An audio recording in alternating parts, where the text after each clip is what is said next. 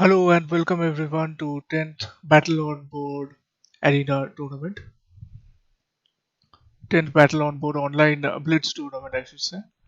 This is the 10th edition and total prize fund is 60 22,000. Total number of prizes is 63. Let's take a quick look at the players who have joined so far. Total 55 players have joined and we still have 22 minutes to go, so I expect more players to join. The top seed so far is International Master Pranesh M. Second seed is Coordinator. Coordinator, I'm not sure who he or she is. It's it's an IM. Okay, I'm not sure.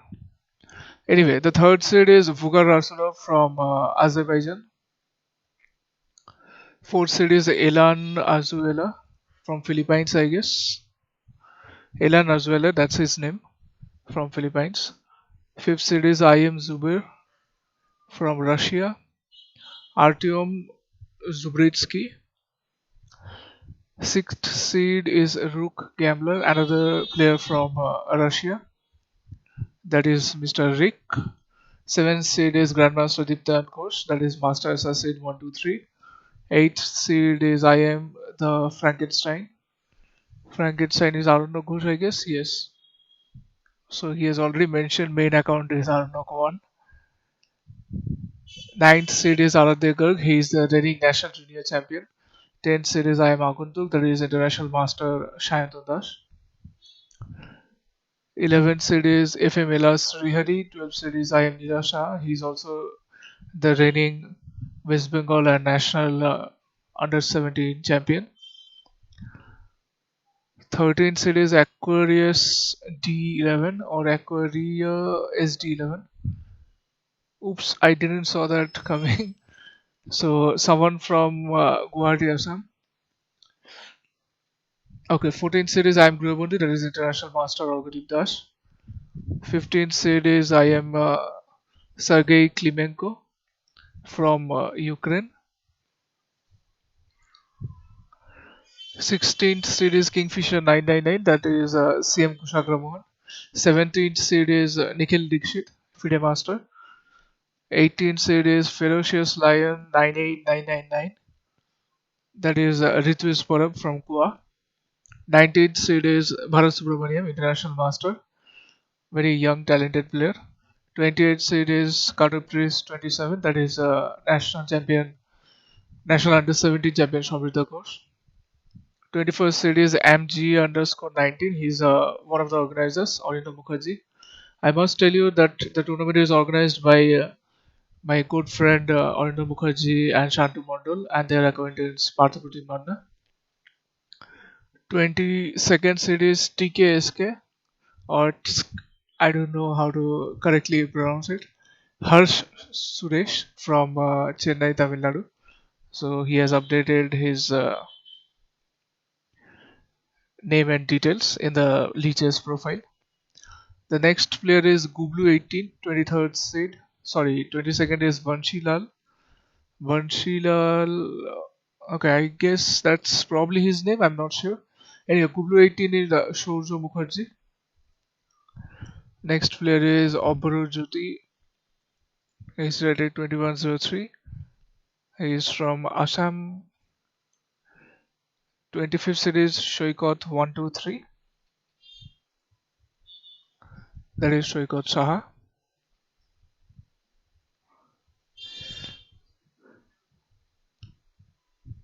26th is Sanjay 2177. Okay, the name is not mentioned. Then we have SD 1109. Okay, I'll just try to call out all the names. Psycho Bull, Mandar Plaid. Mandar Plaid is, I think, Mandar Bakshi. Hi, Priyanshu. Corneta is I am Lucas Liasco. Okay, Lucas Liaskovich from Argentina or Spain. I think it's from Spain. So he has changed his ID or maybe he has forgotten his password or something like that. Anyway, the next player is SD1109, Psycho Bull, Mandar Plaid, we have already said. Then it's Tum Chom Uho. Okay, so new player. I guess he hasn't played much. Shankodip 2006. That is, I think, Shankodip Mighty. He is the current West Bengal State Under 11 champion. Then we have Hassan 1885-54 from Bangladesh. Then Navid Ahmed, Virat Das, Pawn Power 10, S Ravi 9, Smart Kid 2011, DMBA, Jai Mata 1947,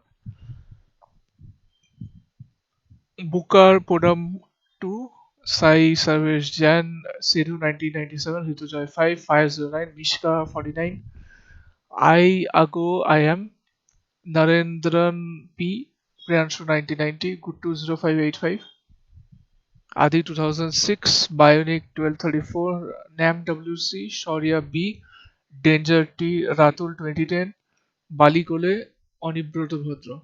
Anyway, so 16 minutes are there, so more than 16 minutes is there. A lot of players are joining, and till then, I think let's take a look at the prize.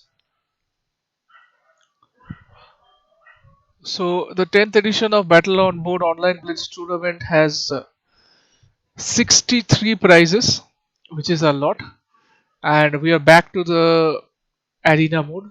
So the last edition was the only one which was played in Swiss League, but arena mode allows more players to play more number of games, and definitely we can get a definitive champion. So let's see the main prizes. There are 25 main prizes. First prize is 1500 rupees, second is 1200, third 1000, and so on. Each rating category, there are three rating categories below 1500, 1501 to 1800, and 1801 to 2100. Each of these three different rating categories have seven prizes each, where the first prize is 600 rupees, second prize is 400, third prize is 300, fourth prize is 250, and fifth to seventh is 200 each. There are three age group categories, and all three of them have two top two prizes. And the age group categories are under 10, under 12, and under 14. There is best veteran prize above 50 years. That is only one prize, and best women there are two prizes, first and second. There are special prizes, 8 special prizes for Northeast players. So in total, you can see there are 63 prizes, and total prize fund is 22,000. That is a lot, considering only three guys are organizing it, and they are Arindam Mukherjee, Santu Mondal, and Partha Manna, where we have players from all over the world. Coordinator is Lucas Liaskovic. Shankadeep told me. Lucas is. Let me just check the profile. Is it the same or not? I think he has removed the name for some reason, or this could be another profile. Anyway, second one is the Grandmaster Vugar Rasulov from Azerbaijan. Third is Elan Azuela from Philippines. Fourth seed is I am Zubair from Russia. Artyom Zubritsky. It reminds me of Dmitry Glukovsky's novel Metro franchise, Metro 2033, where the lead character is Artyom. I did not read the book, but I played the game. So Artyom reminds me of that. I'm sure those who read a lot must have heard about Mark Glukovsky, who wrote the famous Metro franchise. It's originally released in English, Russian, but I think later on they published some English translated version also.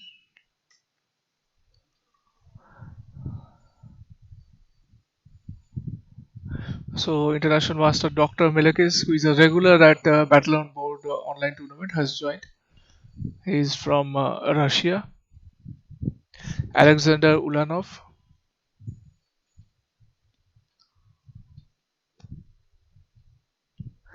and Guttu 0585 is having a good laugh. Not sure who he is. Okay, not mentioned. So 62 players have joined. We have 12 and a half minutes to go. Remember, this is an arena mode. This is not a Swiss League event. So time control is 3 plus 0, which is exactly the same as before. And It will be a 70 minutes of arena mode. So from 8 p.m. to 9:10 p.m. IST, the tournament will go on.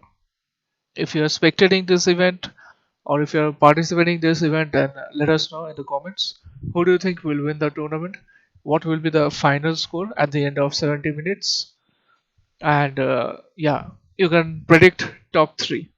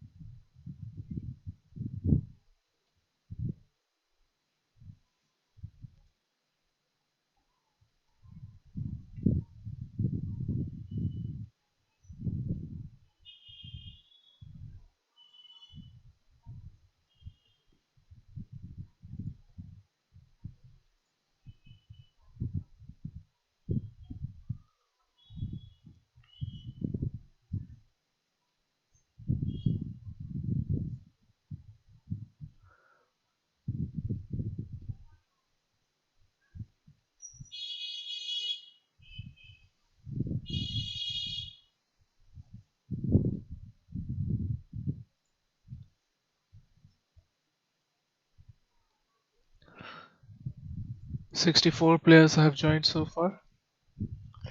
We still have just over 10 minutes left.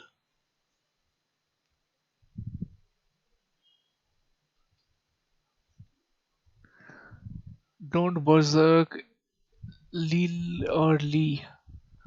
My eyes are weak. Okay, Lil Hacker or Lee Hacker, I don't know. Anyway, it could be an I or it could be an L. Don't berserk Lee Hacker says, can someone accept me in the group? So maybe the organizers will accept your entry or something like that.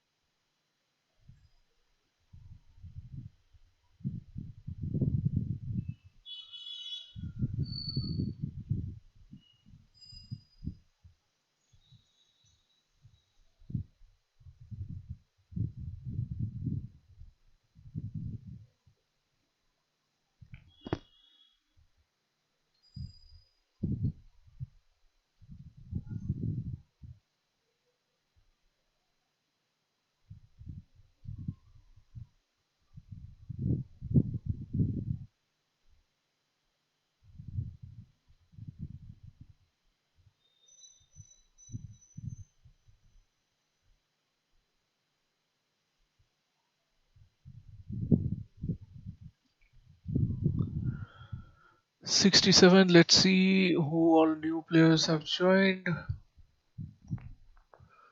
I don't see any changes in the top 20. Arjun 2002, let's see who this one is. Arjun Kalyan, so he is International Master Arjun Kalyan. This is, I think, his a relatively new profile.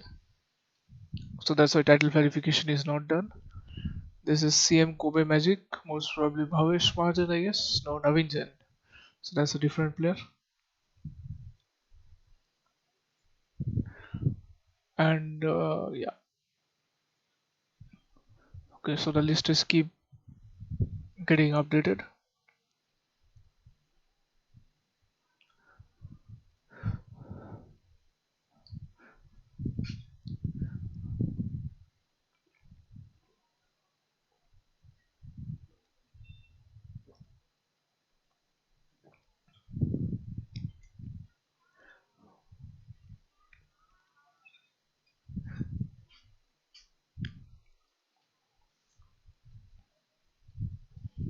DMPS says Berserk with me to get Berserk back.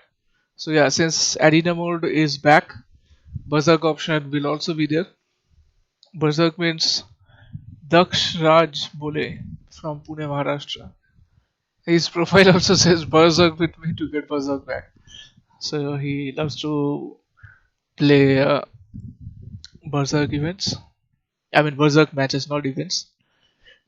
But yeah, events is also correct, I think.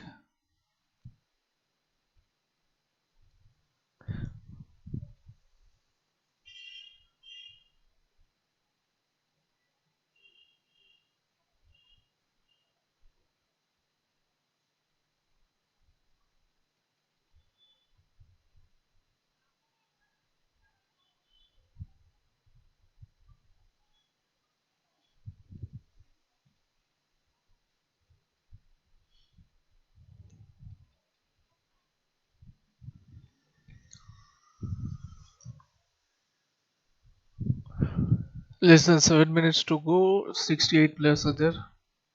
Okay, some new players have joined.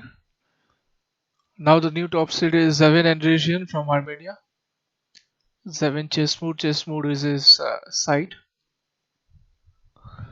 FM Aki 2001 from Uzbekistan. That is Said Akbar, Said Aliyev. Then we have FM Arad Nazari from Iran. And yeah, I don't see any other new players who have joined so far. Okay, another new player has joined, International Master Abdi Salimov Abdi Malik from Uzbekistan. He's also a regular at Battle on Board Online Blitz.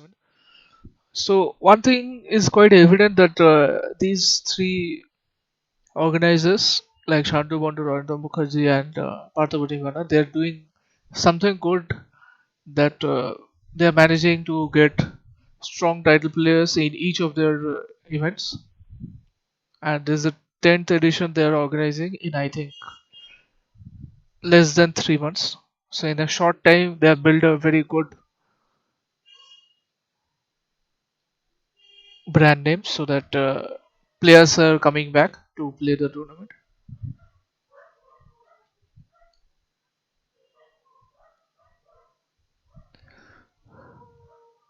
Okay, another new player has joined, GM Yako Vivi. Let's see who he or she is. Yeah, Grandmaster Nordibek Yakuboev. Another strong player from Uzbekistan. So the lineup is very strong. We have a lot of GMs. Let's count the number of GMs. One, two, three, four. This one could also be a GM. I don't know for sure. So only counting the ones which I know. Four GMs. Yeah, four GMs. Okay, among new title players, I am Mitropogo. He has joined. So let's see how many IMs have joined. One, two, three, four, five, six, seven, eight, nine, 10, 11. Yeah, 11 IMs. So yeah, four GMs, 11 IMs is definitely quite a good and strong lineup. In person says me too will berserk everyone back. Berserk back everyone, okay. Says you people first berserk, then I will. So it's like some kind of berserk challenge game where everyone is telling others to berserk first, only then they will berserk.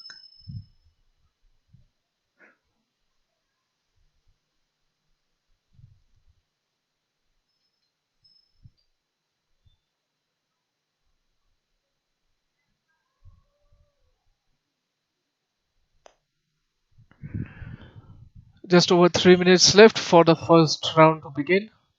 Remember, it's a 70-minute arena tournament. Time control is 3 plus 0.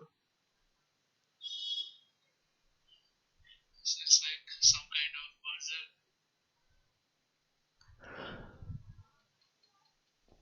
berserk. 78 players have joined.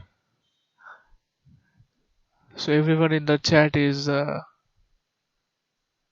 saying okay. 15 minutes delay, somebody said. So let's see. Yep.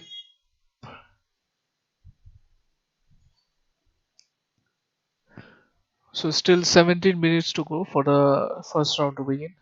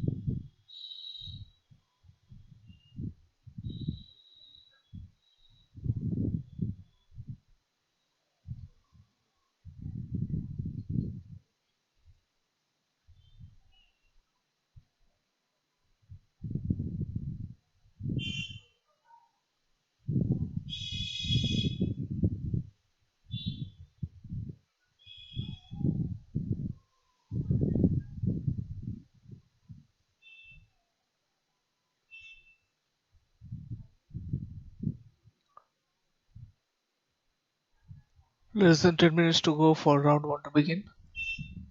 88 players have joined. I'll resume soon.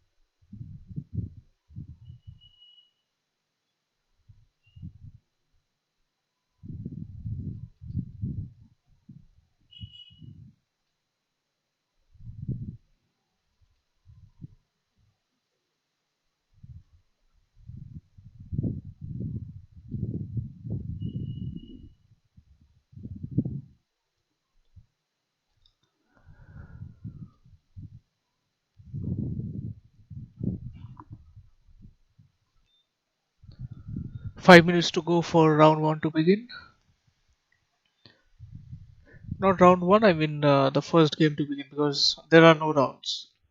You can play as many games as you want, depending on how quickly you finish your games.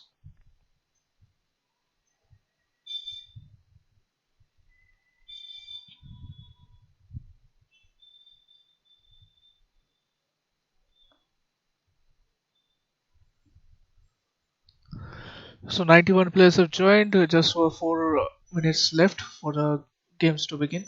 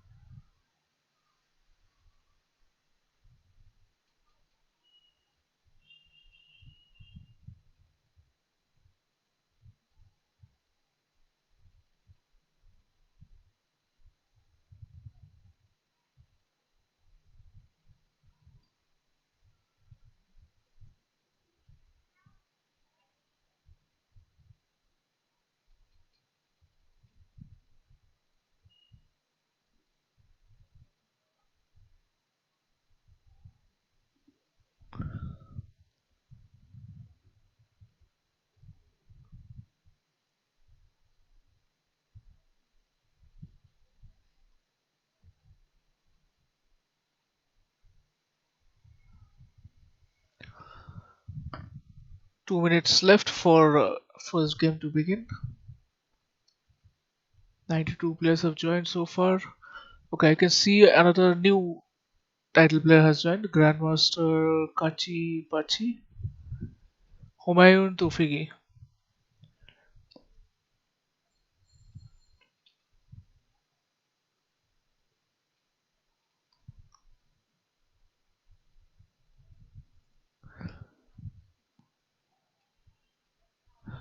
Indian Elephant, so Grandmaster Lakshman has also joined. Machu Picchu Course of Kundu has also joined, and Muhammad Ali 77, FIDE Master from Uzbekistan, Abdurrahmanov. Yeah, I don't see any other. Okay, another title player, FM Jose Fear 5 or Jose Fear from Malawi. This is a Malawi flag. And Cool's MC from South Africa. Okay.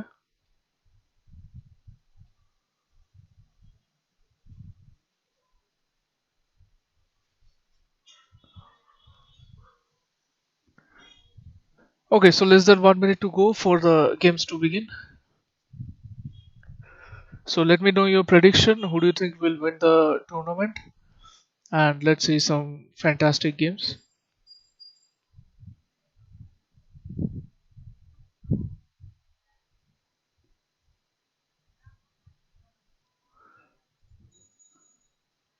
95 players, just over 30 seconds left for the first game to begin.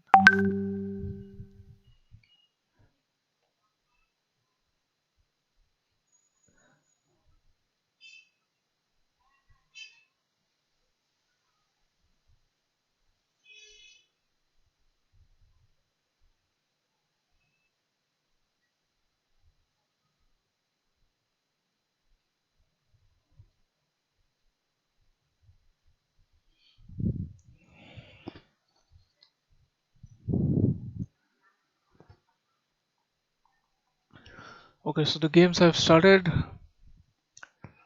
First game we are going to see is between International Master Abdi Salimov versus Grandmaster Zavin and Rishi, and they made a quick strategic draw in just 3 moves because just want to get the scoreboard ticking early on. I need to refresh it. Okay, some other games are also on. So GM Kachi Pachi, that is Grandmaster Humayun Taufiki versus coordinator, that is I am Lucas Liaskovic. Both of them have done a berserk, that's why you can see both of them have very less time on the clock. Well, it's the Queen's Gambit declined opening, exchange variation, I should say, or slab exchange. Yeah, I think it's a slab exchange, my bad. So black is trying to, but knight a5 I think dislodges the rook. Knight b4 was played. I would have preferred knight a5. Although I think takes b4 was there. Knight d3, white wants to jump his knight to e5. Black played knight e4. Queen e3. Okay, white decided that nope, take it. What if black takes it now? Knight e5 then wrong. D takes e5. Okay, bishop e5.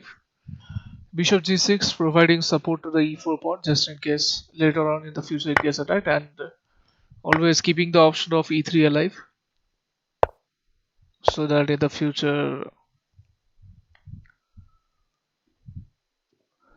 you can open the bishop spot. So rook squared exchange and then white played knight a5.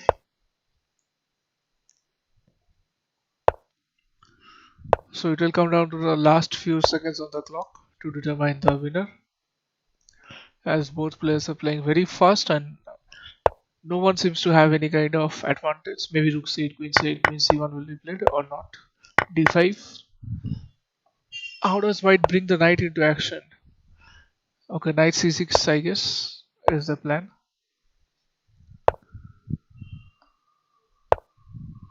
Yeah, queen h3, king g1, queen g4. Maybe black can force a 3-4 liquidation or something like that. But white says no, not interested. Queen a1 maybe.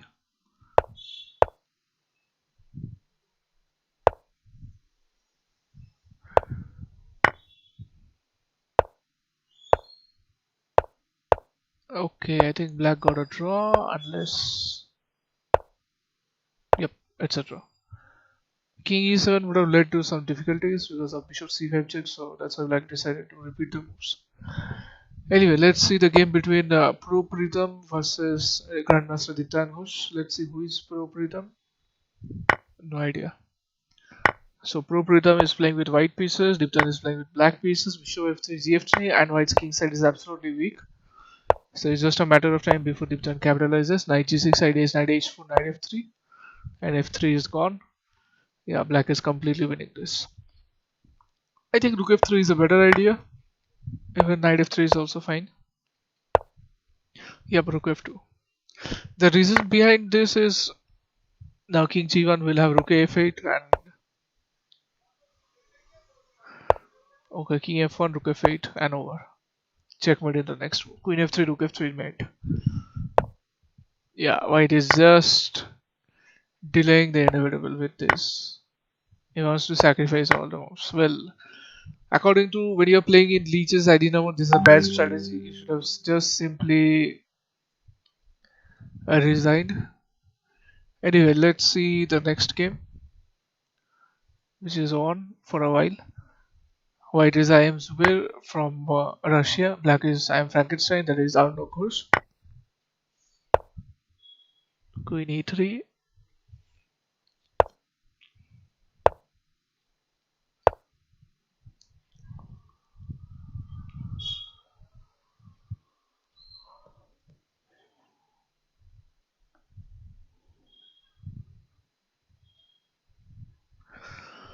Well, white has a fantastic position, but it's not exactly winning because okay, now it is almost winning because black pieces are completely cramped and g6 is dropping. Maybe white should play rook e3 first and then go with rook h3 and then make a checkmate threat. White doesn't need to even take the g6 pawn and allow rook g8, some kind of counterplay,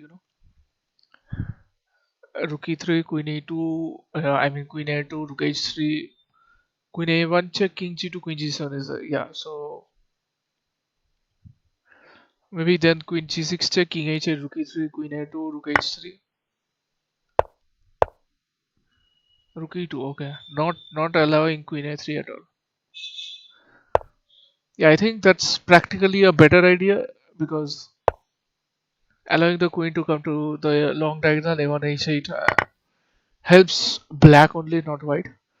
So queen b1 check, I guess king g2, queen h7, rook e3 maybe. Even rook e1 is also fine. And how does black get out of this predicament? I'm not sure. Rook h3, king g8 is there.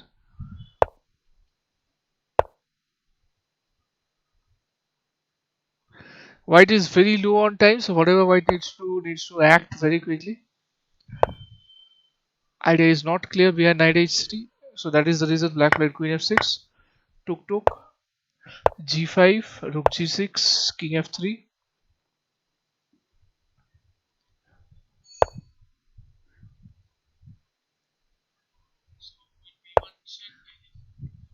So I think Arindam might just manage to win this. Yep, he's going to win this. Rook g5. Yeah, rook g5 is a blunder because of rook b8, rook d8. So that is the reason he retreated. He just needs to survive the next 5 seconds. And I don't think it will be a huge difficulty. Oops. King g7 was a blunder.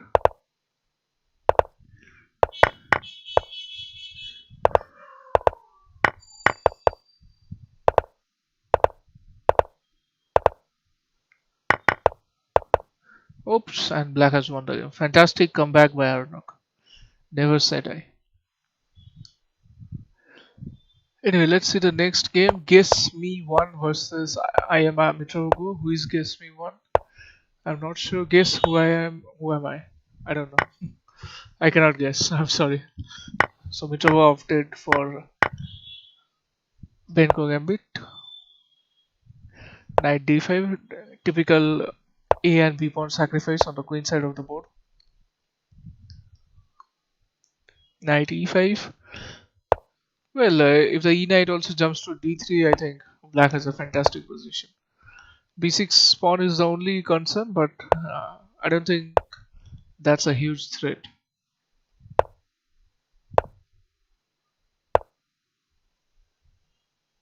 Yeah, b8 is well defended, so black does not need to be worried about defending it yet. But I think black just allowed the b pawn to move a bit farther than it should have. Shubhra Shah said hi Shubhra. Queen d7. How does white get out of this? Maybe knight a7 at some point can be useful. And knight a7 was played. Wow. Knight b8, knight cb5, knight a6, and there's no way white gets to promote the b pawn. And white just blundered the knight at b5. Yeah, Mitchell should be winning this comfortably. And queen a1 checkmate. That is the reason he played queen a6 instead of knight a6 for those who are wondering. Let's see the next game. Zeven Andresian versus Mukherjee. Zeven Andresian is from Armenia, the land of Iron Tigran Petrosian, the first world champion from Armenia, and Levon Aronian, the only two-time World Cup winner in the history of chess. So yeah, Armenia has two different world champions. Queen a5. Yeah, the position looks good for white because white's pieces are not only well placed, but black king is lying at the center. Black is lagging in development, and it is not easy for black to untangle his pieces because where does the c8 bishop go? I mean, even if you can manage to play bishop b7, then you have to play c5, then only it can participate. But the moment you play c5, you have to forget about the fate of the e7 bishop as well as the d7 knight. So yeah, black's position is very unpleasant, and sooner than later white will get rid of the rook from b4, a3, rook a4, knight c3 is there. So after a3, white Black will be forced to move the rook. Knight e3, I don't think such a good idea. So Zeven probably made a mistake. I think black should take the bishop because black's pieces are not well coordinated. It's better for black to get rid of the pieces. And well, Vugar just did that. Vugar Rasulov is a very strong player from Azerbaijan. I think black will be very happy to take the e5 queen. Queen e5, knight e5, bishop f6, and I think black has somehow managed to steer away from all kinds of danger. f6 is an interesting choice, forcing white to make a decision. And white's decision was no, I will not take and allow your pawn structure to improve. So that is the reason he played queen c7, allowing white black to capture the c4 knight so that he will take on c8 and create some more havoc. Queen f4, I think e5 is possible. No, I don't. Yeah, I think it is possible. Knight e5 does not work because rook f4, knight d7, rook h4, and black will win a piece. I guess yes. Bishop g7, rook g8, knight f6. Not really, I guess. Knight e5 could have been interesting.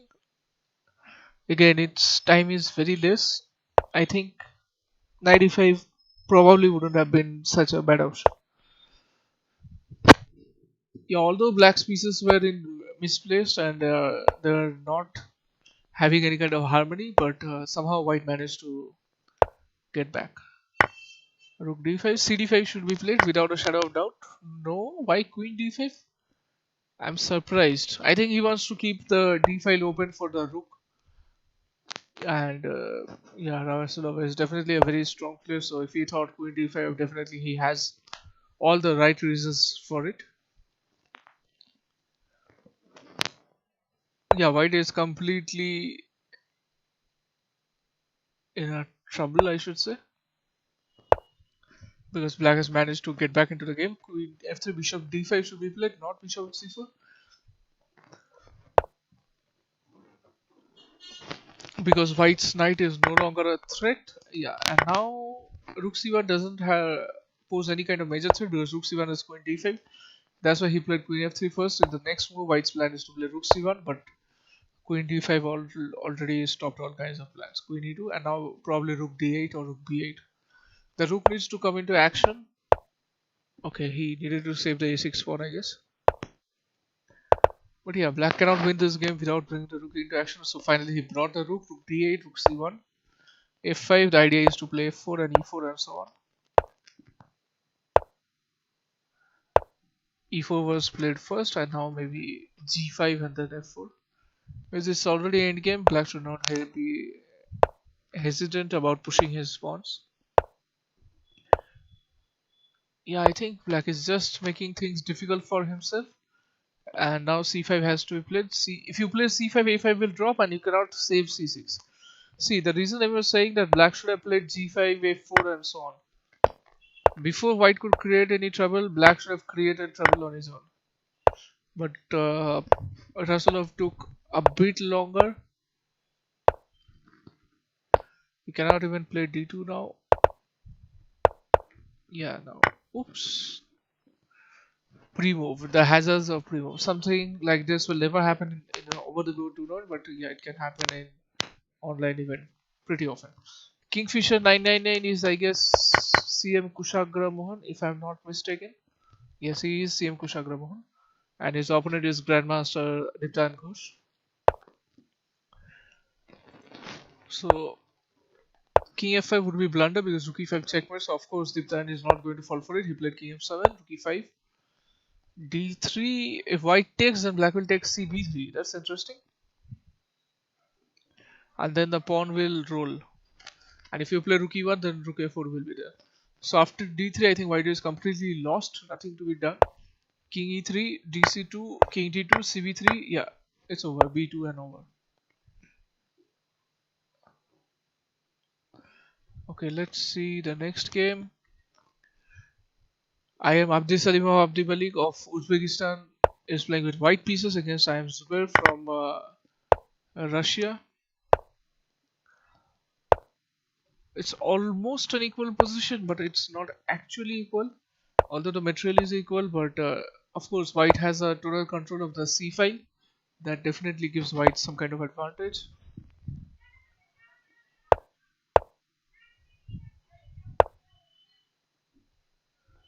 Rook c3, queen d7. Yeah, white is making some kind of threat on the king side. It's going to happen slowly. I think g4. Okay, he played himself b4 to prevent black from playing b4, but I think it probably was not a good idea. Maybe g4, h4, h5, g5. That's what I would have preferred as white. Perhaps that's not the best idea. Queen c2, g6, bishop h6, and the pawn drops. So this is what Abzi Salimov was fishing for behind all this idea of bishop b1 and so on, and he managed to get it easily. Queen must move, and then rook c1, queen c1, rook c8. The idea behind that is to gain control of the c file. Perhaps I think white should have played rook c3. Knight f7, interesting sacrifice. King f7, queen f4, or rook f3. That is also good. Yeah, I think white is completely winning. Black's pieces are completely away from the action, away from the defense of the king, and there's no way for black to get back into the game. It's just simply over. It's just a matter of time. White is slowly making sure that his king is safe, so that he does not need to be worried when he brings his queen out in the open.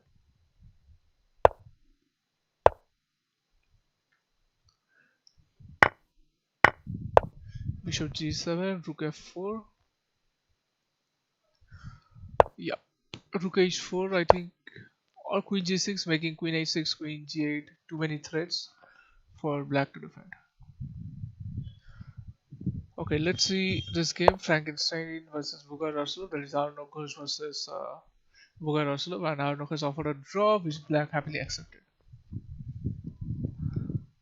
So again, we are seeing Mitrava versus Diptain. They have played against each other a lot of times, as you can see. Their head-to-head score is 34-31. Diptain has 34 points against Mitrava 31. So you can understand, in leeches they have played plenty of games.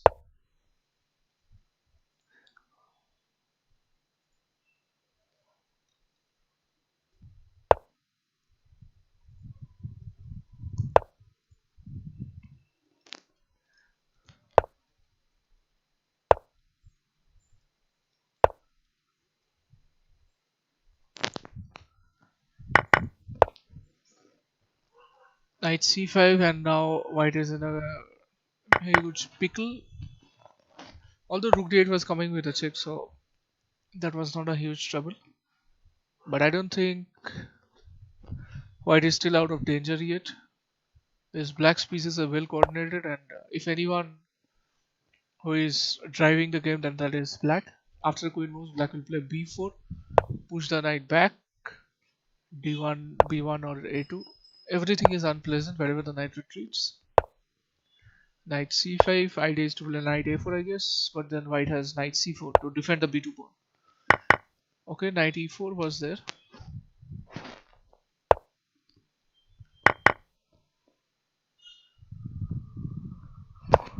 I don't know if going to the endgame is probably a good idea for black, because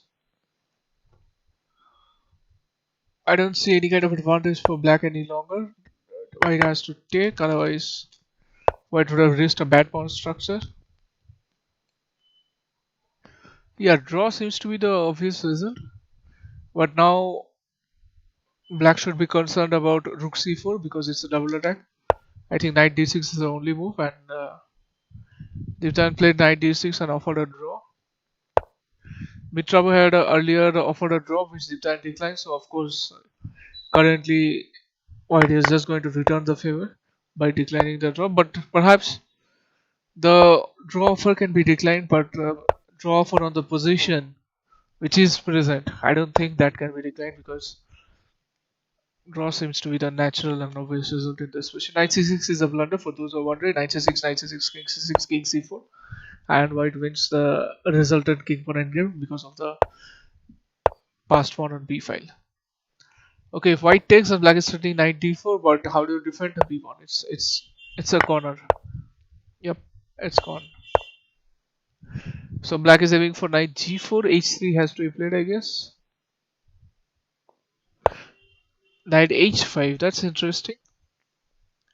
Which I was not interested in defending his pawns. He wants to capture more of his opponent's pawns. So I should take simply, because if you have allowed that, then you have to do that. King e5 was played for the sole reason that to prevent knight e5 check and knight h6 capture, but okay, too many pawns were sacrificed, and now I think Diptan has a huge advantage. King f2, knight f5, I guess. No, knight f5 cannot be played. I'm sorry. Knight f5 has knight f5. If you play king f5, king is out of the magic box. b5 rolls down the board and white wins. Knight has only one square. Knight h1 and knight is trapped. Oh my god. What an anticlimactic ending. Just because of the b5 pawn, black managed to save the game. Anyway, let's move on to the next game between Bugar Rasulov and Frankenstein. Earlier they have drawn against each other.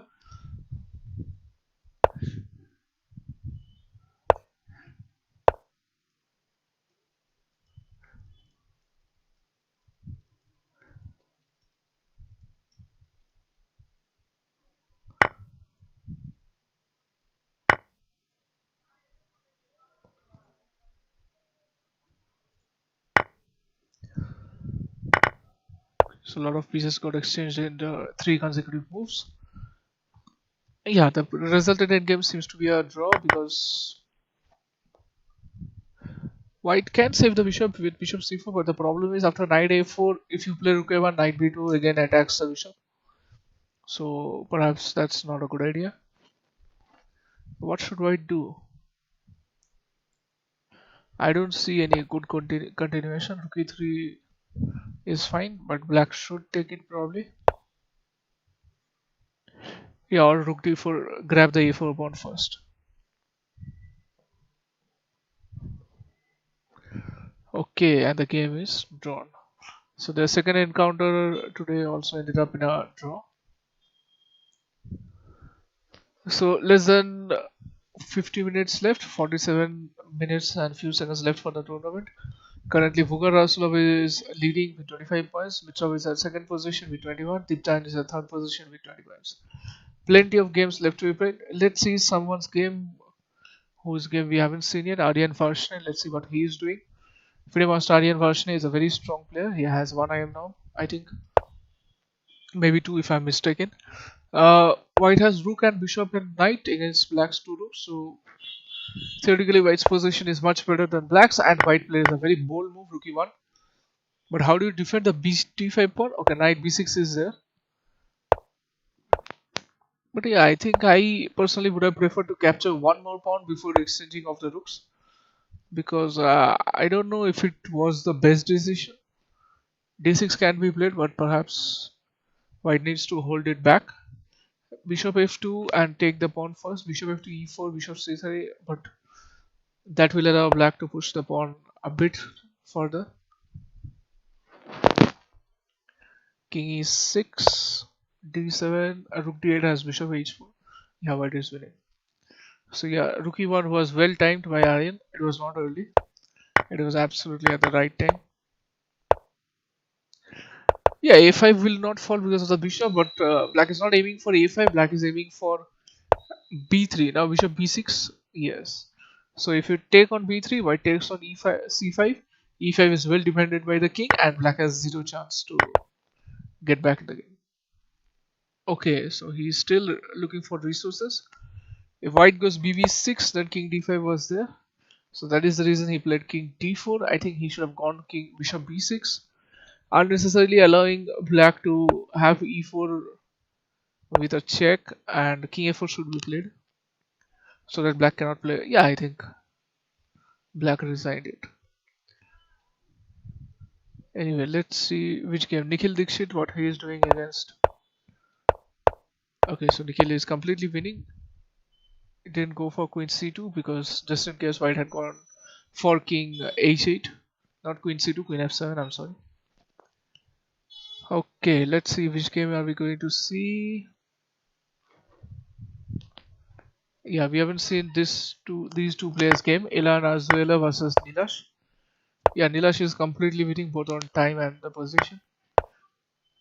Yep, it's just a matter of time. Queen e5, queen d8 was also correct, and Nilash won. Gryobonti versus Kachibachi. Gryobonti is international master Okarim Das. He's playing as Kachibachi. Kachibachi is Grandmaster Humayun Tofigi from Iran.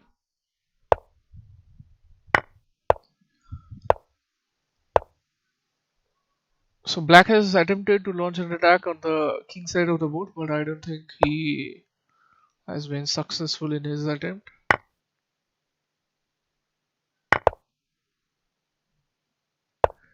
Yeah, CD4 was a better idea, I guess, instead of ED5.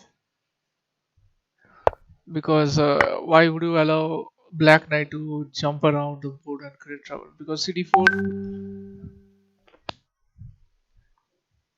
would have allowed White to play D5 in the next move, I guess. Maybe he was worried about Bishop E4. Bishop E4, Bishop E4 was there.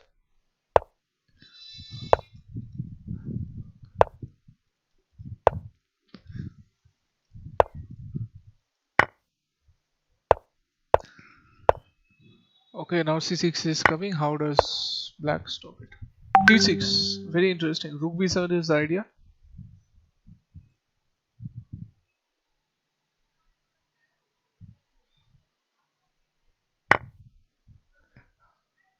Rook B7, King C8.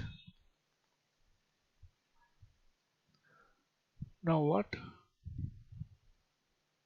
Bishop C6 maybe? Yeah, okay, Bishop C6 cannot be played because of Queen H2 was there.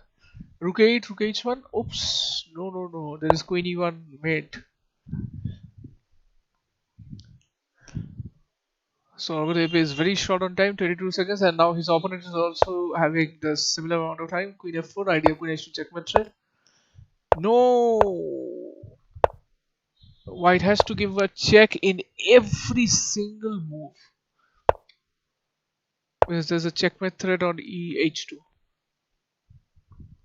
Oh my god, why did he back himself into a corner? Such a fantastic position White had, he was completely winning, but unfortunately time pressure can make anyone blunder. Anyway, let's see what Bharat Subramaniam is doing. Young little fellow, and he's quite a strong player.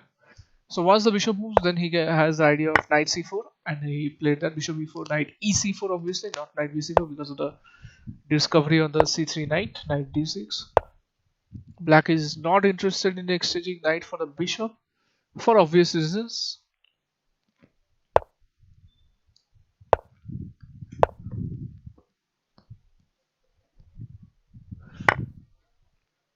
Okay, bishop b6 had to be played, otherwise White did not have any good square for the bishop. Perhaps bishop c5 was also there, I think. I don't know. Knight a7, knight wants to go to c6. Still knight c6 is possible because you don't want to allow the black knight to be a monster at d4.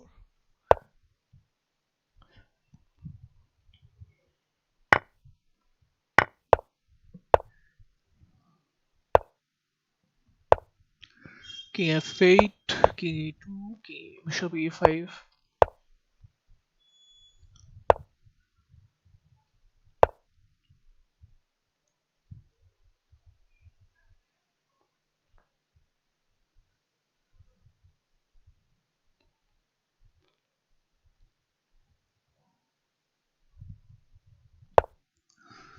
Bishop b7, black has to take. Rook c1, I guess. Maybe rook d1 is also fine. Rook c8, I guess. Or maybe rook d1, rook c2, then white will mate it with rook d2.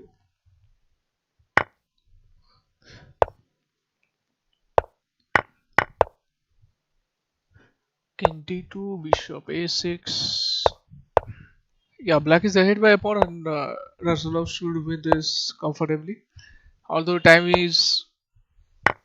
could probably play a key factor. And the other reason is it's an opposite color bishop, so even if White manages to exchange off all the pawns, or even if he is down by 2 pawns or something, he can still survive the game. So Bharat has time on his side and the color of the bishop, and now he should end up in a draw.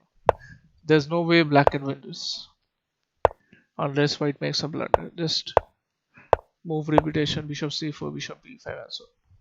Now white has to be careful. King e4, interesting idea. So black at one point is going to fish for b5 a4 ideas, and he played b5. b5 should be played, not a b5. If you play b5 then a4, and it just creates unnecessary unpleasant position, and now it's a draw. Draw offer was made and draw offer was accepted for obvious reasons. Okay, so let's see this major piece endgame. Both players have done a berserk. Rook Gambler is from Russia, and I am Dr. Melagis is from also from Russia. Rook Gambler is probably also a title player because his Leech's rating is 2550. An untitled player achieving the rating of Leech's rating of 2550 is not at all an easy task. So definitely he has a title, but he has opted not to verify it on Leech's, so that's why it's not showing. Anyway, so Queen h5, idea is trying to create something on the king side. Idea is, I guess, Rook g6, Rook h6, ga6, Queen h6, something like that.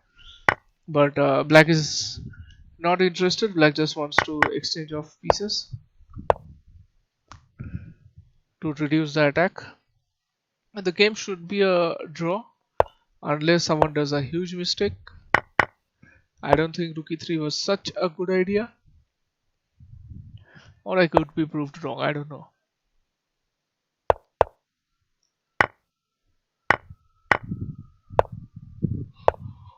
So white just allowed black to have an outside passed pawn. I'm not sure. This is a draw. Yep, draw offer was made and draw was accepted. So too many draws, but these are not 2-3 move draws. These are proper draws. Anyway, let's see what Lakshman is doing. The Indian Blitz King. He is the multiple-time national Blitz champion, and he loves playing Blitz games, especially the faster format. Knight d5, cd5, bishop a5, and Lakshman has picked up a valuable pawn. He had offered a draw, which is again declined it, but now he might be regretting that decline. Okay, so idea is at some point black is going to go with g5, g4. That is the reason h4 was played. So white's queen cannot move for d3 because the moment you remove the threat from f5 pawn, black will be able to get the g5 idea, but Lakshman is like, no, I'm not giving you any kind of chance. So that's why he played f4 on his own.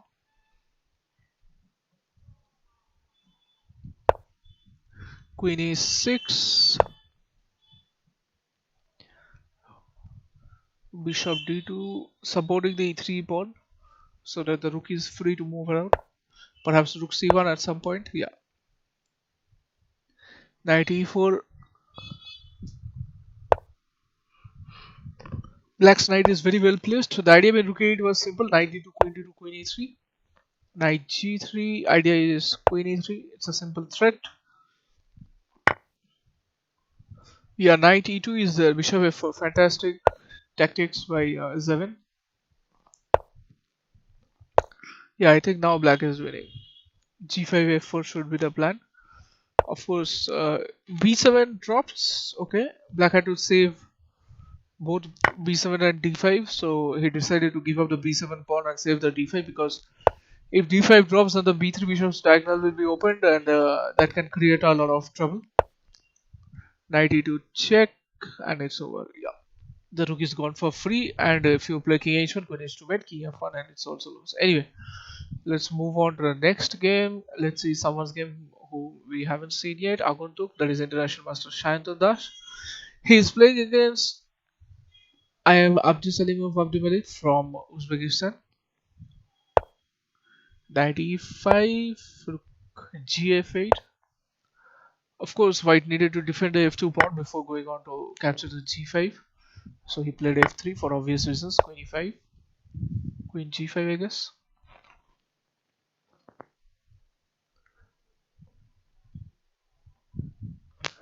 Maybe, just maybe, yeah, I was wondering that. He was considering rook b7, king b7, rook b1, king c8, bishop a6, king d8, Rook b8, knight b8, queen b8, king d7, bishop b5, and it's a checkmate. Wow, it's a checkmate. Oh no, why? Okay, sorry, bishop a6 is not there, bishop is at c2. I'm just imagining things. My bad. Bishop b5, rook h2, idea is rook h2 or queen h2, so yep, knight f1 has to be played, I guess, yes. Still, black is aiming for rook h2 because rook h2, knight h2, queen h2, or something like that can create trouble. So white had to play queen e5, prevent all kinds of threats from the queen. Yeah, white is in trouble. It doesn't have enough to go on for the exchange, and sooner than later, black will get out of this predicament. d4 was the threat, so knight c2 was played to prevent it. And now the knight has gone way too far away from the king, so black has created a battery of rooks on the h5. Bishop a6 check is just a pinch on an elephant skin, so it will not create a huge bother for black. King f1, rook d2, and rook h2, and it's all over. The knight will fall, and there will be a checkmate threat, so white resign. Okay, so this is an interesting game. Coordinator is I am Lucas Liaskovich, and his opponent is Rook Gambler. Rook Gambler is playing with white pieces, Coordinator is playing with black pieces. Queen e3 check. Now what? So black is down by a bishop. Black has sacrificed a bishop. Wow. Bishop d3, I think white can play bishop d3, right? Yep. White did play bishop d3, takes, rook d3, and black has absolutely nothing. White has plenty of threats. Immediate threat is rook d8, and that would have caused an end to the game. Anyway, just about 33 minutes left for the tournament. Rook Gambler is leading with 35 points, followed by I am Dr. Miligus at 31 points. Frankenstein, Arno Ghosh 29, Vogar Rasulov is also at 29, and Diptan is at 27 points along with two other players. Anyway, let's see this game. Zeven Andresian versus Mitra Bogo. Strong Armenian Grandmaster versus strong international master from Kolkata, West Bengal, India. After Queen h3, okay, Rook g1. I think he was trying to prevent the back rank access. Personally, I was considering Bishop e5, but yeah, I think Rook g1 is also fine. King a1. I don't know why King a1 was played. Yeah, perhaps this could possibly be the reason, so that when his queen is out of the b1 h7 diagonal, the black queen should not be able to create some kind of threat. I think Queen f5 should be played now, because the queen at h3 is a bit misplaced, I think. Yeah, I still like black's position more because I don't think black is in any kind of trouble. If anyone is in trouble, then it is white.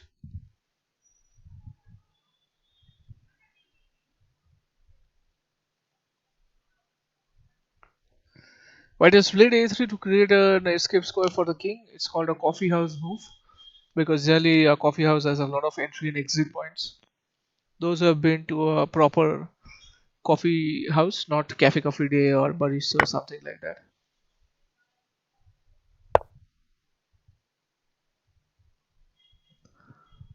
So black has sacrificed his knight, knight c3. If he had taken that queen c3, would have created some trouble. Rook g4, very interesting move. White cannot take because of queen h1 or queen f1. Nope, I don't think that works. Okay, if white takes, black takes, and the g5 is hanging, so that is probably the reason. Black has to take, queen c6, d4 will fall, b5 will also fall, I think. Yeah, but white just wants to draw. So Zeven was not confident enough. He did not want to play queen b5 and take his chances, or maybe this is just a strategy because he wanted to finish the game quickly so that he can play more games and increase his chances to improve his standings. Let's see this game. I am Zubair from Russia versus Rook Gambler. Knight c5. I think bishop needs to retreat back to c8 because knight d7 is also a threat. Oops, knight d7. Okay, bishop at e3 is hanging, so that is the reason. Bishop g1 is fine, keeping the f2 square defended just in case something happens from black's territory.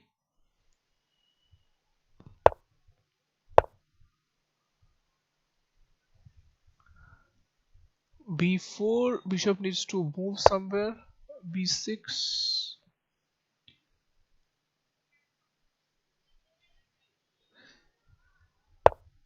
Yeah, I was thinking about a4, but bishop c5 was there. So that is the reason perhaps white played knight c3 first before playing a4. Yeah, white needs to push his pawns because white doesn't have any kind of advantage except the pass pawns of the queen side, and white finally played a4. Bishop. Okay, it's black to play. Queen f6, a5, bishop c5 has bishop c5. White should not be bothered about it. And b5 can be played. b5 should be played. Uh, okay. Is white getting the a7 bishop? Yep, white did. I think queen a6 was there. Queen a6 could have saved it, but then again, when you're playing Blitz chess online and when you know that you have to play more games to increase your chances, and these things get overlooked. Let's see the top game at the moment. Vugar Rasulov versus Nilash. It's quite a strange opening. E4, C6, knight C3, D5, knight. Okay, queen f6. Not that strange. It's Caro-Kann only.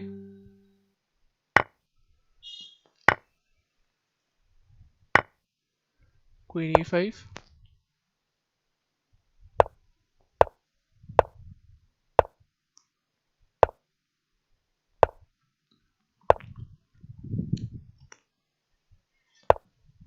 Knight B4 attacking C2.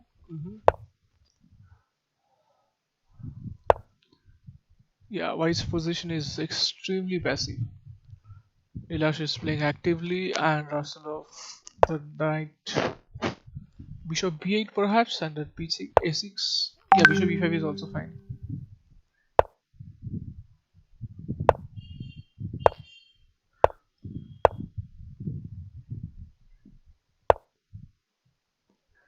A3, knight C6, knight B4. Yeah, black lost a couple of valuable tempos over here. And white has managed to recover his position.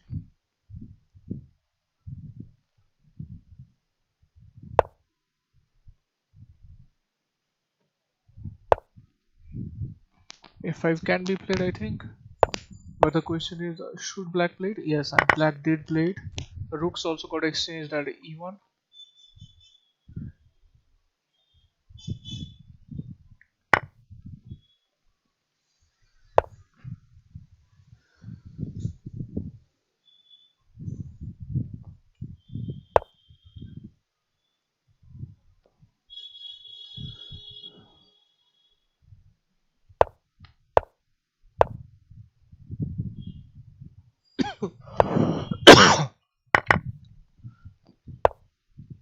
So black has some kind of back rank weakness, but he got rid of it. Knight f6, bishop f3, and black just needs to figure out a way to activate the b8 bishop.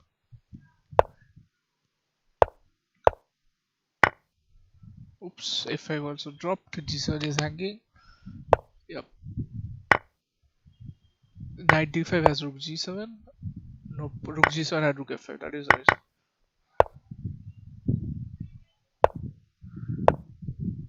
Yeah, I think black has somehow managed to save his position. It was quite a bit difficult.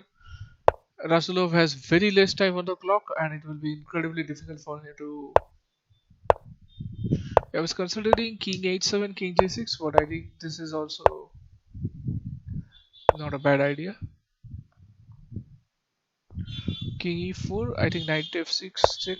Okay, d4 drops. That's the problem. So white has gained a pawn, but the problem is it doesn't have enough time to realize it into a win. So black just needs to survive the next 9 seconds, and I think he will be fine. It's incredibly difficult for white to get away from this position in the next 6 seconds.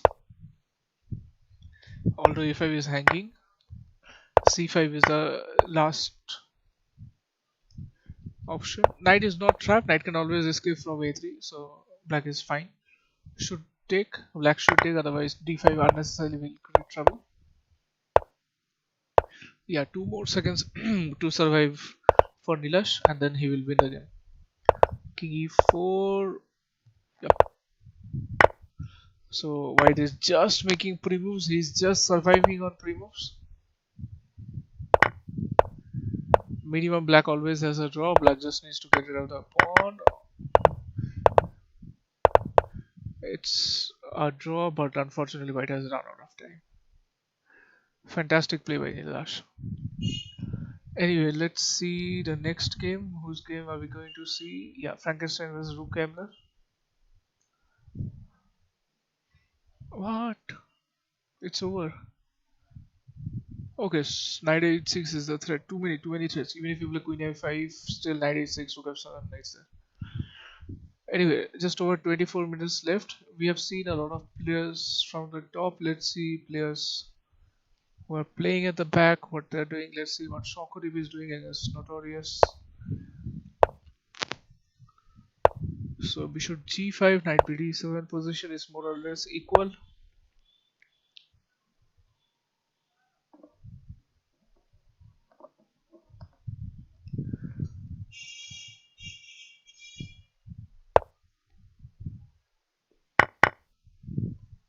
Wow, bishop f3, king f3. So king is out in the open, but king cannot be harmed anytime soon. It's better for white to play king g2 at some point, because you never know what kind of threats can come. But Notorious is living up to his name. He's not worried about having his king at f3. He thinks having having his king at f3 in the middle game means an advantage, so he is happy with that. White took, black took on d7, and bishop h6 was played. I think he wants to bring his queen into action, queen g5 and so on. But yeah, I don't think it will materialize so easily. Bishop h6 is not helping white to gain an exchange because rook e1 is there. Rook e1, yes, and now the rook is free to move. Rook d8 or c8, anything is fine. Yeah, black will try to break the position open, but c5 does not work because of knight d5 comes with a tempo, I think. I hope white will not regret later on for keeping his king at f3 longer than it should have. After bishop f4, probably black should have played bishop d6, or he played queen d8 anyway. h5, knight f6.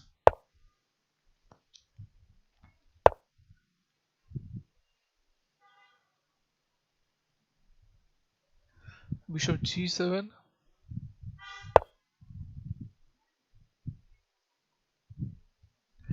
Yeah, white wants to open up the h file, hg6, hg6 Let's see if white takes it or not. Okay, d8 is also hanging, but white cannot take it. Knight d4 has to be played. Knight e4, d4. Okay, white. Notorious did not remain any further. Notorious, he did not take it. I think white should play bishop e3. e3 is the threat. Queen e3 results in bishop d4. So no, queen f4 is not a good idea.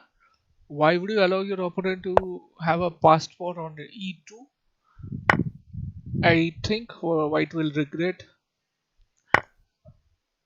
hg6 was also fine. I think hg6 was probably better.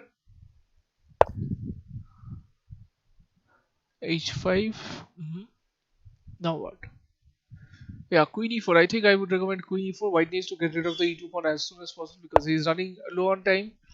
And the longer the e2 pawn lingers at e2, it's going to create more trouble than he can ask for. So yeah, bishop f6 was definitely a mistake, and now rook f8 is trying to deflect the queen, but perhaps yes, queen f5, and now there's no good way for white to defend it. Queen f6 and it's over. Notorious definitely lived up to his name and he blundered terribly and lost the game. Okay, let's see. This one seems interesting. Arindam versus. No, every time I say interesting, third consecutive draw between Arindam and Rasulov. Anyway, so let's see the next game between Lakshman and Zavin Andresian.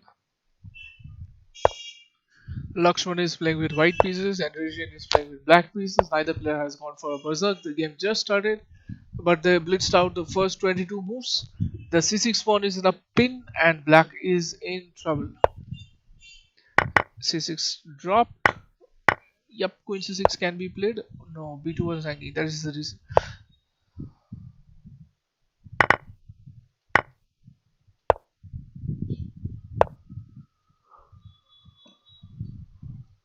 Yeah, knight g3 needed to be played to prevent queen h2 ideas and also threatening the c6 pawn, but c6 was defended. So I guess Lakshman wants to draw. He's trying to repeat moves, but does that help him? I don't know. Just over 90 minutes left, and it's a draw. Let's see the next game between Mitrabo and Arnok, two budding, talented, strong international masters from Kolkata, West Bengal, from India. They are very strong players, and both of them played against each other a lot of games. And their head-to-head score is 9 each. Although Mitrova has two victories over Arnok's one, the rest of them are all draws. And Mitrova scored a victory in this one also. He was down by 1 pawn, but Arnok decided to resign. No point in playing this. Why? Because it's an arena mode. It's not a Swiss League event, so it's better to lose right now and start the next game than to drag this game on and on. Anyway, let's see what the reigning national junior champion Aradik Garg is doing. Aradik Garg is playing against Abdi Salimov Abdi Malik, international master from Uzbekistan.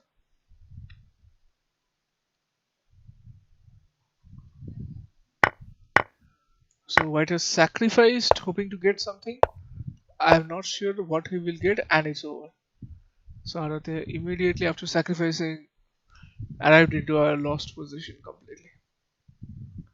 Anyway, let's see some players at the back what they're doing. Okay, let's see what the organizer is doing. MG, that is Arindam Mukherjee, he's playing against AJ 1926 and he has gone for a berserk. I think he could have played knight d5, although I'm not sure because of queen f5 check was there. But yeah, now he can play knight d5, I think. Queen d5 is going for a safer route. I think black should play knight c3 to make sure. Yes. So AJ 1926 played knight c3, queen d8, knight d8, bc3.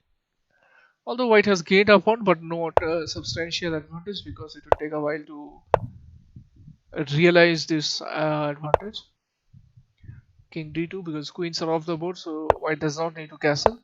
Just needs to keep the king at the center of the board and develop his pieces rapidly. Rook b1 was played to attack b7. Idea is to get the pawn for free, and the pawn is gone for free. He should have played b5. I guess it was a mouse slip or something, and he resigned. Because after rook b6, there's not much black has to go on with. Okay, let's see the top game. Frankenstein versus Rasulov. After 3 consecutive draws, are we going to see a decisive result in this game? Let's see. So Arnok is pushing very hard. c5, the idea was simple. If you play dc5, queen c4 check, and I can always recover the pawn. And now he's going to recover the pawn at f4. Queen f4 will pose a very important threat of attacking both e3 rook and the g4 bishop.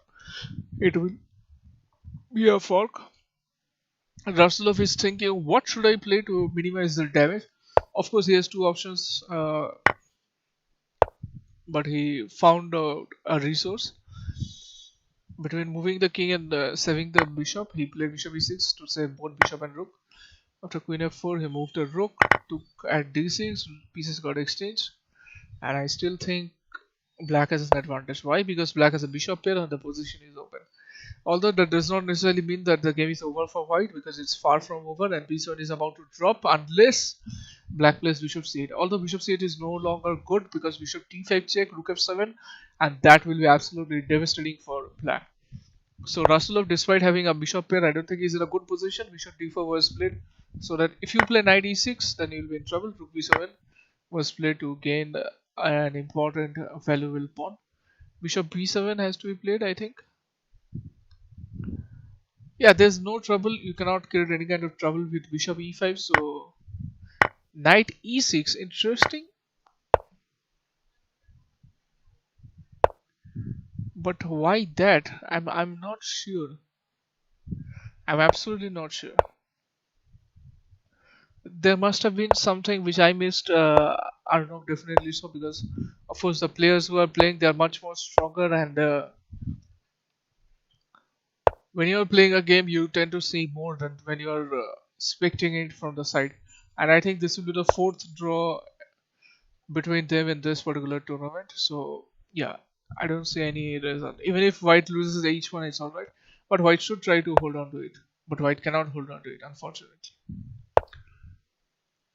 Black decided not to take it. I think Black did not want to allow b6 and so on, but I think Arindam is pushing for win now because he can. After d4, once the bishop moves, the rook e6 is there, so bishop f6 is the only move to make sure that the d6 pawn does not drop because of a fork, and d6 drops. d6 should be captured or not. H pawn is much more precious. d5, bd5 has to be played forced. And now what? Rook d6, because if you play bishop c4, rook b4, and d4 also drops. Yeah, it's a draw. Unless white can create something with the pawn. Yeah, you cannot allow the black king to, advance too far and create some kind of checkmate threat. So that is the reason white had to play king g2. And white cannot promote the pawn safely without losing it.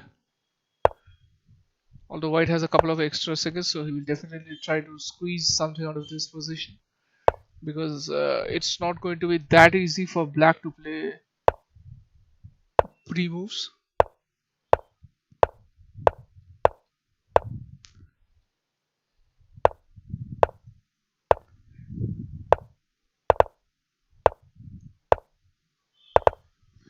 So white is just biding his time, playing for time, waiting for the right moment to, push the pawn, and yeah, the pawn is dropped.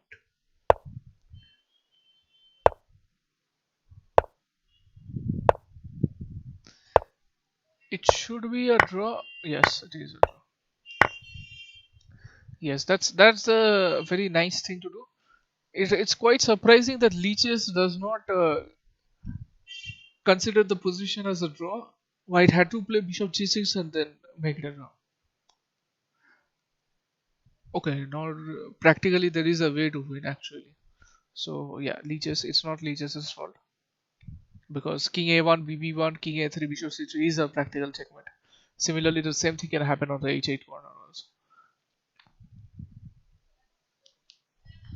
Anyway, let's see what Mitravo is doing. Okay, he has won, I guess, this one. Yep, he won. Anyway, which game are we going to see now? Corneda versus Bukaraslo, the top board game. Okay, so white has development advantage, which is a temporary advantage, but it's not a lot. Although white is really threatening to create something on the king side. Perhaps I think he could have played queen h5 in the previous move without playing knight e4. Because queen h5 could not help black into playing hg5. That would have resulted in queen h7 checkmate. Anyway, that's done. So bishop f4, bishop f6, or bishop d6. I think bishop f6 is fine, not bishop d6 because of knight b5, knight d6. Rook e1, bishop f6, okay, bishop d6. The reason black played a6 earlier is to prevent knight b5 so that he can play bishop d6 safely,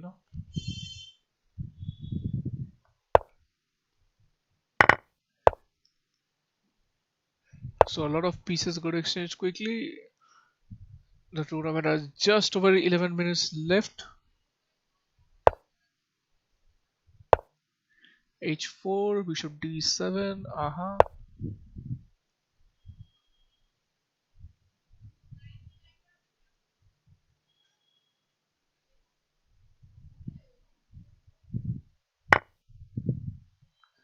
No, white did not blunder it, in case you're wondering, because white can take the d7 bishop also.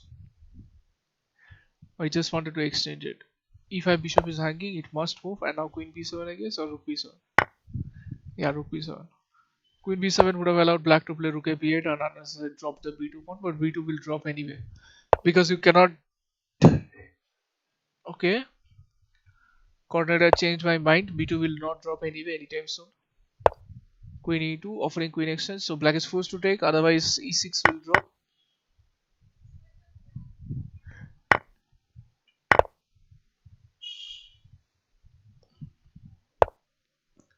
So white has one extra pawn, but the position is open, so, and black has a rook and bishop combination, so definitely it is black who has advantage.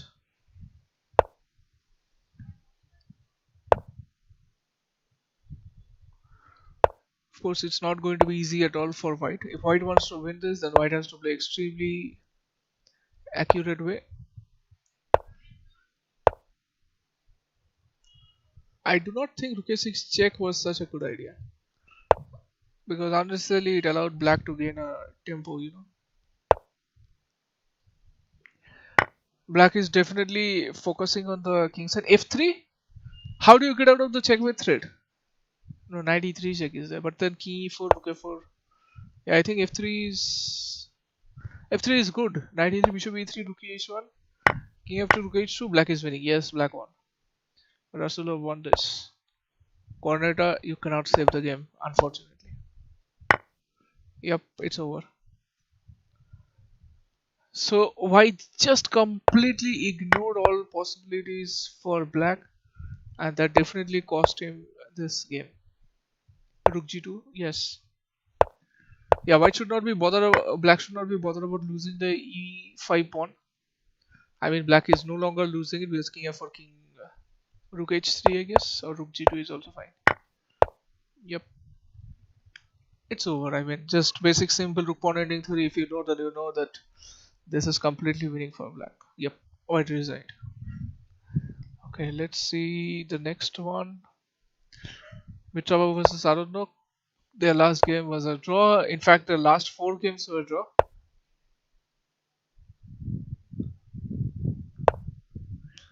Knight d3.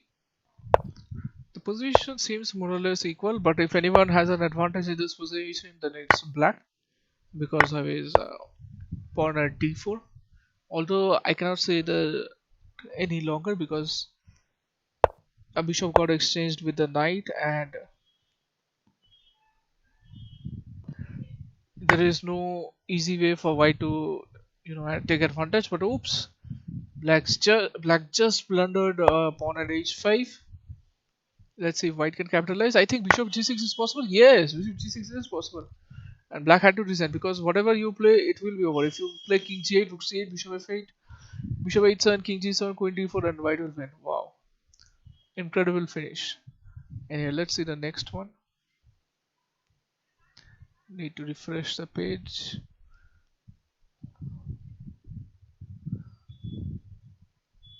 Okay, let's see this Ohain Emin chess. Another Benko gambit or Volga gambit, whatever you say, where black sacrifices the queen side A and B pawns so that he can later on recover it.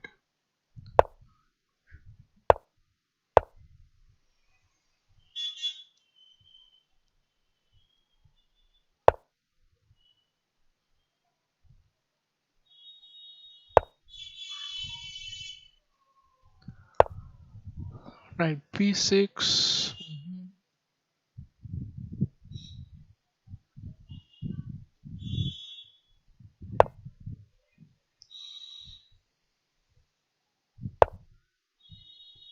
Yep, white dropped an exchange.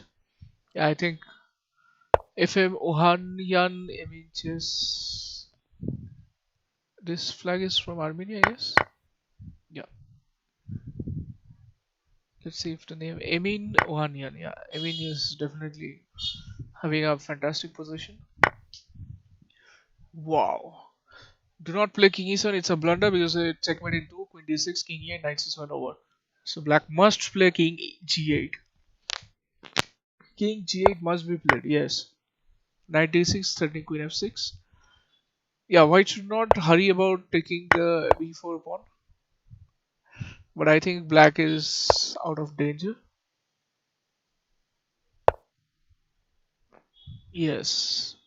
Black needs to bring all his pieces very quickly to the king side to make sure that things don't go any further worse than it already is. Yeah, black should happily exchange off the queens. Knight d3. What? I think he dropped for the sole reason that he wanted f e5 has bishop e5, and I think white can play f e5. No, no, he cannot play because of rook b1. Yeah, it's working, right? F e5, rook b1, bishop g5 was there. Oops, oops.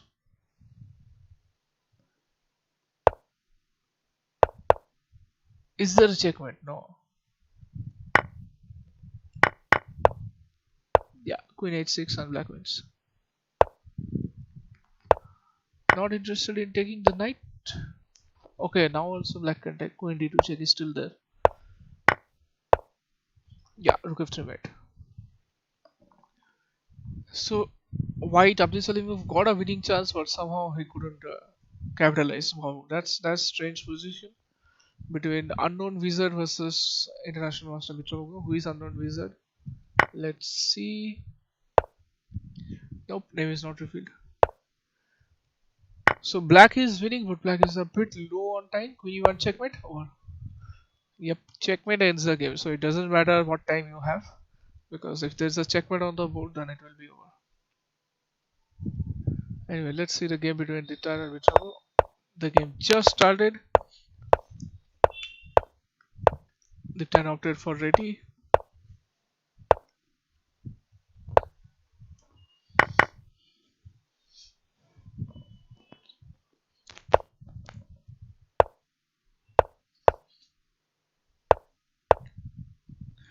Yeah, white has a very solid structure. It's not easy for black to make any kind of breakthrough. I mean, capturing at c4 was possible, but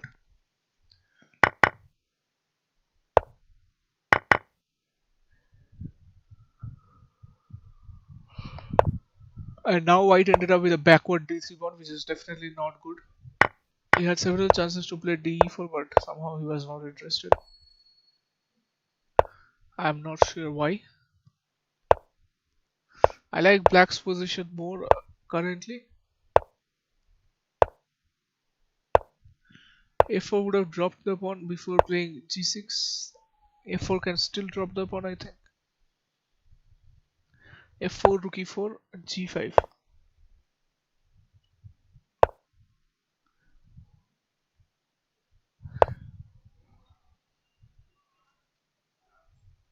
Draw. Just over 2.5 minutes left. Okay, let's. Which game do we see? Let's see Arjun Kalyan. What's he doing? So Arjun is playing with white pieces, international master. His opponent is I am Dr. Milipis from Russia. Yeah, white should win this. King g7 as bishop d4 and it's all over. King f8 means queen f8. So Arjun picked up a fine victory. Mitra versus unknown wizard.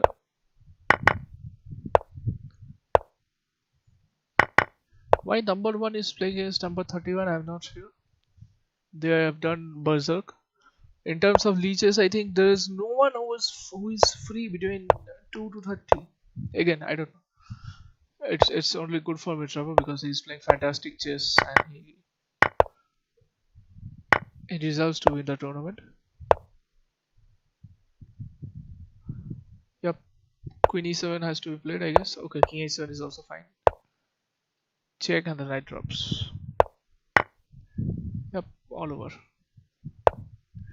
Okay, since just over a minute left, both players are going to finish the match because the moment you finish it, the tournament is over because you cannot start the match since time is less than 3 minutes.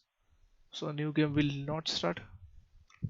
Players will not be paired anymore. That's the arena mode rule unless there has been some recent changes on leeches which I am unaware of. Yeah, white is completely winning this, so Mitrava is definitely going to win this game and perhaps the tournament also. I'm not sure, I have to check the other player standings, but yeah, highly likely. And he has won the game. No, not won the game. Opponent still hasn't resigned. For a moment, it seemed like the clock stopped.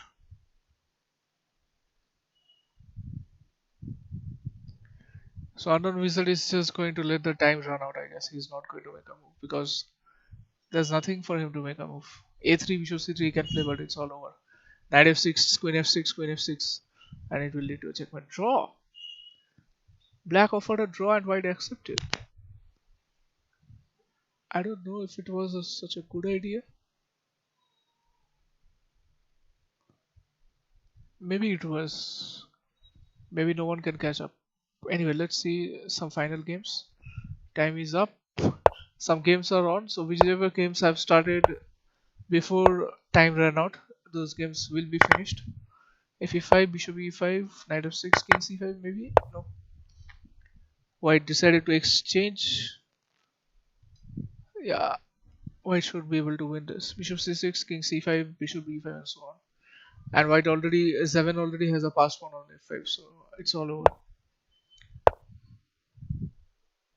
King e5. Yeah, he's not worried about taking the pawn. And now he will take because the bishop d5 check is the threat.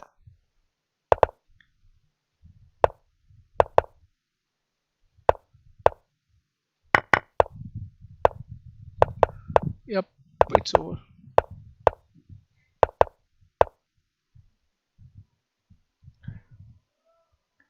If you play this one, you should allow your opponent to checkmate in the last move.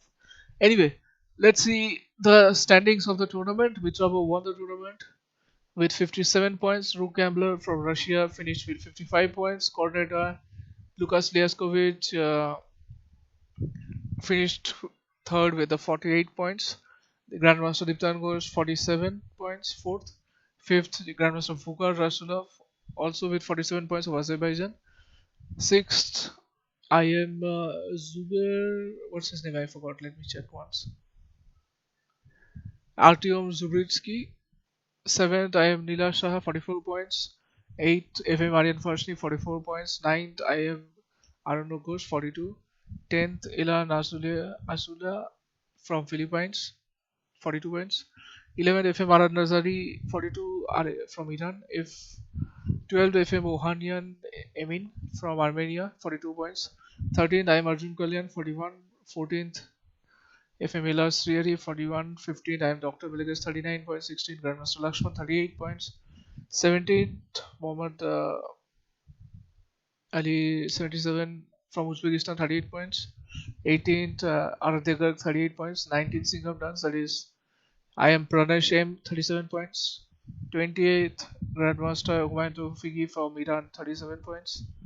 21st, Ferocious Lion, 98, 999, 37, that is Ritu Isparov. 22nd, Zaved and Region, 36 points. 23, I am Bharat Subramanian, 36 points. 24th, I am Abdi Salim of Abdi Malik, 35 points. 25th, Karthik Ranadkar, he is the reigning national amateur champion, 35 points. 26, Guess Me One, no, I cannot guess who you are, 35 points. 27, Machu Picchu, that's Kosa Kudu, 34 points. 28, Aquarius D11, 34 points. 29, Mondal Bakshi, 34 points. 30, Dada 1987, he played fantastic, 33 points, although he joined quite late. You can see that he missed quite a few games when he joined. He is one of the organizers, Santu Mondal, 33 points. 31st, Sergei Klimenko from Russia, not from Russia, from Ukraine, 32 points. 32, Unknown Visa, 32 points. 33, AJ 1926, 32 points. 34, Mopol 1, 32 points. 35th, Miraj Fafnir, 32 points. 36 to 40, 31 points. I am Chayantan Das, Mathi Neela, Sritomayes, King Crusher, Nirmal 1565. 41 to 44, 30 points. FM Nikhil Dixit, CM Kobe Magic, Pro Pritam, King Crusher. 45 to 50, 29 points. Aki 2001, Obscurity, I am Agrib Das, D Notorious, Candyman 81, Arcane 01. 51 to 60, Jack 2212, Sustainability, the Shayan Bose, Kingfisher, Kushagra Mohan, Chess Lover 201, I don't know, MG underscore 19, that is again one of the organizers, Arindam Mukherjee, I don't know who he is, Shankardeep 2006, that is Shankardeep Mighty, I think. 58, Shaurya B, Danger T, Dragon Chess 64. 61 to 70, 26 to 23 points. Haribubu, Virat Das, rice or coffee? That's interesting. Rice or coffee? Of course, coffee. 64, Chelsea underscore Kanta, Russell Viper, Gublu 18, Sidhu 1997, Tum Chumuho, Baby Winner, Psycho Bull. 71 to 80, 23 to 21 points. Bukar Podam 2, FM Jose Fear or FM Jose Fear 5. From which country? Malawi. Banshilal Kadoptris, that is Shobita Ghosh. Smart Kid 2011, DMPA, Sanjay 2177, Sai Sarvesh Jan, and Pasant or Omapasa, the correct pronunciation. Joy Makali, I guess that's Dilip Das, Dilip Kaku, I guess. Siddharth Asani 81 to 90. Siddharth Asani, Pawn Power 10, Ritujoy S or Ritujoy 5, I don't know what it means. I Ago I am, Buttu 0585, Histravi 9, Joy Matra 1947, SD 1109, Fire 09, GM Yako baby. That is from Grandmaster from Nottingbeg Yakubuev. He did not play a lot of games. Narendran P, Joy Nedai Elo, Adi 2006, Hassan 8544, Navid Emir, Riddiman Kundu, Cools the MC, Sohini 2009, Bali Kole, Ratul 2010. 101 to 106, Oni Bruto Bhadro, Nam WC, Shoikot 123, Priyanshu 1990, Bionic 1234, Tanveen Kaur. Okay, so that's all.